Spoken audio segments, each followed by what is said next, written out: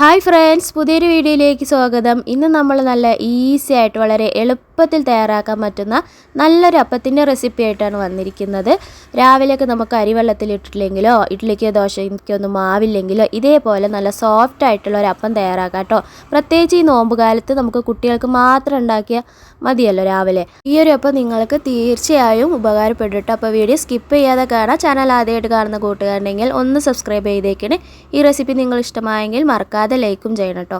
അപ്പോൾ അതാ ഞാൻ അരിപ്പൊടി എടുത്തിട്ടുണ്ട്. ഇത് നമുക്ക് നൂൽപുട്ടിനൊക്കെ എടുക്കുന്ന ആ ഒരു പൊടിയാണ് കേട്ടോ. നന്നായിട്ട് ഉണക്കി പൊടിച്ച നല്ല പൊടിയാണ്. അപ്പോൾ ഈ അരിപ്പൊടി ഇതാ ഞാൻ 3/4 നാഴിയാണ് എടുത്തിരിക്കുന്നത്. അപ്പോൾ കുട്ടികൾക്കൊരു 4 ഉണ്ടാക്കിയാൽ മതിയല്ലോ.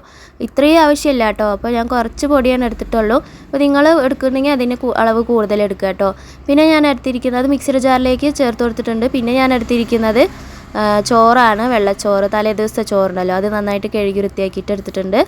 അപ്പോൾ ഈ വെള്ള അരിയുടെ ചോറ് തന്നെ വേണമെന്നൊന്നുമില്ല, കുത്തരി ചോറാണെങ്കിലും മതി കേട്ടോ. പഴഞ്ചോറ് വേണമെന്നേ ഉള്ളൂ. ഇത് നന്നായിട്ട് നല്ല സോഫ്റ്റ് കിട്ടാനായിട്ട് വളരെ നല്ലതാണ്. അപ്പോൾ അത് നമുക്ക് മിക്സിയുടെ ജാറിലേക്ക് ചേർത്ത് കൊടുക്കുക. പിന്നെ ഞാൻ കുറച്ച് തേങ്ങ ചിരവി എടുത്തിട്ടുണ്ട്. അപ്പോൾ ഇത് എന്താണ്, നിങ്ങളുടെ അരിപ്പൊടി കൂടുതൽ എടുക്കുകയാണെങ്കിൽ അതിനനുസരിച്ചിട്ട് ചോറും അതേപോലെ തേങ്ങയുടെ അളവും ഒക്കെ കൂട്ടിയെടുക്കുക കേട്ടോ. അപ്പോൾ ഞാൻ വളരെ കുറച്ച് മാത്രമേ ഇതെടുത്തിട്ടുള്ളൂ. ഇതും അതേപോലെ നമ്മുടെ അപ്പത്തിന് നല്ല മയം കിട്ടാൻ വേണ്ടിയിട്ട് വളരെ നല്ലതാണ്. അപ്പോൾ ഇതും ഞാൻ മിക്സിയുടെ ജാറിലേക്ക് ഇട്ട് കൊടുത്തിട്ടുണ്ട്. ഇനി ഇത് നമുക്ക് കുറച്ച് വെള്ളം ഒഴിച്ചിട്ട് നന്നായിട്ടൊന്ന് മിക്സ് ചെയ്തെടുക്കണം കേട്ടോ.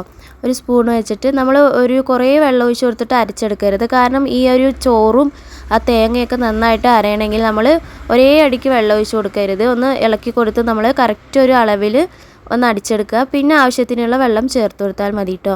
അപ്പോൾ ഈ ഒരു അപ്പത്തിനുള്ള മാവെന്ന് പറഞ്ഞാൽ കുറച്ച് ലൂസായിട്ടുള്ള ഒരു മാവാണ്. എന്നാലും നമ്മൾ മിക്സീൻ്റെ ജാറിൽ നമ്മൾ അരച്ചെടുക്കുന്ന സമയത്ത് പാകത്തിന് വെള്ളം ഒഴിച്ച് കൊടുത്തിട്ട് നന്നായിട്ട് അരച്ചെടുക്കുക. അപ്പോഴാണ് ആ അരിയിൽ നമ്മുടെ ആ പൊടിയിൽ ആ ചോറും ആ തേങ്ങയൊക്കെ നന്നായിട്ട് അരയുള്ളൂ. സാധാരണ നമ്മൾ അരി അരയ്ക്കുന്ന രീതിയിലല്ലല്ലോ. അപ്പോൾ പൊടി നല്ല ഉണങ്ങിയ പൊടി ആയതുകൊണ്ട് തന്നെ ഇത് നന്നായിട്ട് അരഞ്ഞു കിട്ടണം കേട്ടോ. അപ്പോൾ ഇത് നന്നായിട്ട് നമുക്കൊന്ന് അരച്ചിട്ട് വരാം. അപ്പോൾ ഇത് നന്നായിട്ട് നല്ല നൈസായിട്ട് അരഞ്ഞിട്ടുണ്ട് കേട്ടോ. ഇതേപോലെ തരികളൊന്നും ഇല്ലാതെ നന്നായിട്ട് അരഞ്ഞിട്ടിട്ടുണ്ട്. ഇപ്പോൾ തന്നെ മാവ് നല്ല ഒരു സോഫ്റ്റായിട്ട് ഇരിക്കുന്നുണ്ട്. അപ്പോൾ തേങ്ങയുടെ അളവ് എത്ര കൂട്ടുന്നോ അത്രയും സോഫ്റ്റായിട്ട് ഇരിക്കും കേട്ടോ ഈ ഒരു മാവ്. അപ്പോൾ ഞാൻ പാത്രത്തിലേക്ക് മാറ്റിയിട്ടുണ്ട്.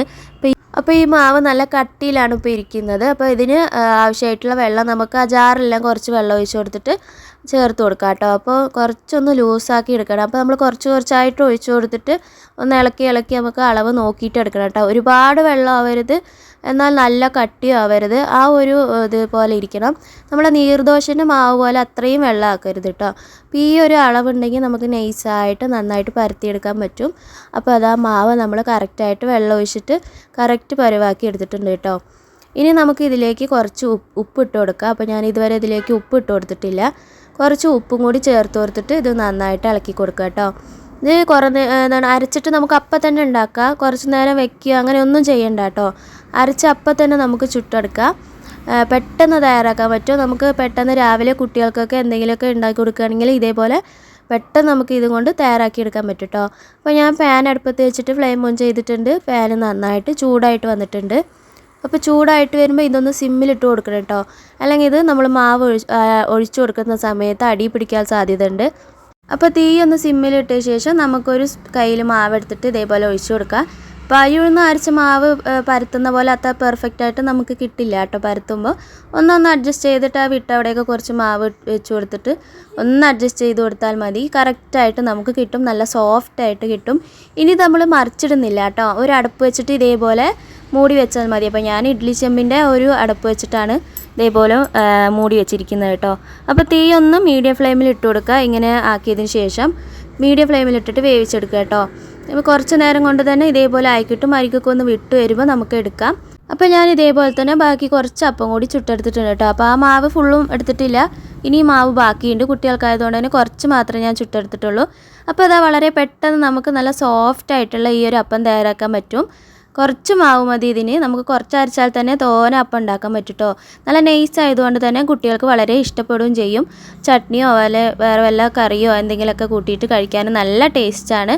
സാധാരണ നമ്മൾ അരിപ്പൊടിയും കൊണ്ട് തയ്യാറാക്കുമ്പോൾ ഇതേപോലെ നൈസായിട്ട് കിട്ടാറില്ല കേട്ടോ. അപ്പോൾ ഇതേപോലെ തേങ്ങയും ചോറൊക്കെ വെച്ച് അരച്ചിട്ട് ഉണ്ടാക്കുകയാണെങ്കിൽ നല്ല സോഫ്റ്റായിട്ട് കിട്ടും.